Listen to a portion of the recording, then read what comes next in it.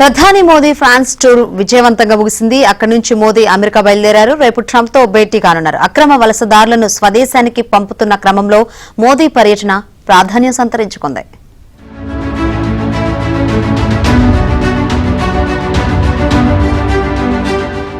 France లో 2 రోజుల పాటు ప్రధాని మోదీ బిజీగా గడిపారు.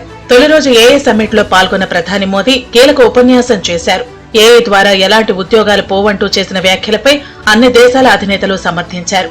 ఇక రెండో రోజు ఫ్రాన్స్ అధ్యక్షుడు ఎమాన్యుయల్ మాక్రాన్ తో కలిసి పలు కార్యక్రమాల్లో పాల్గొన్నారు. రెండో రోజు ఫ్రాన్స్ లోని మార్సియల్లో మొదటి ప్రపంచ యుద్ధంలో ప్రాణాలు కోల్పోయిన భారత అమరవీరులకు మోదీ నివాళులర్పించారు.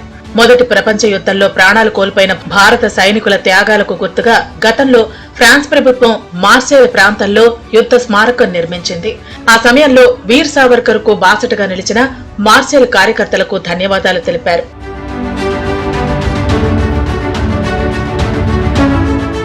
అనంతరం ప్రవాస భారతీయులతో ఫ్రాన్స్ అధ్యక్షుడితో కలిసి మోదీ కాసేపు ముచ్చటించారు.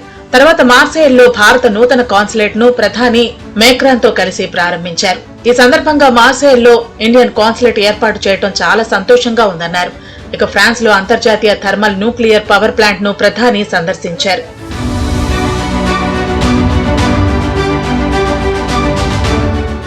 ఇక ఫ్రాన్స్ పర్యటన తర్వాత మోదీ అమెరికాకు బయలుదేరారు. ట్రంప్ రెండోసారి అమెరికా అధ్యక్ష బాధ్యతలు చేపట్టిన తర్వాత తొలిసారి భేటీ కానున్నారు. ఈ సందర్భంగా పలు దేశాలపై ట్రంప్ టారిఫ్లు విధిస్తున్న నేపథ్యంలో మొదటి అమెరికా పర్యటన ప్రాధాన్యం సంతరించుకుంది.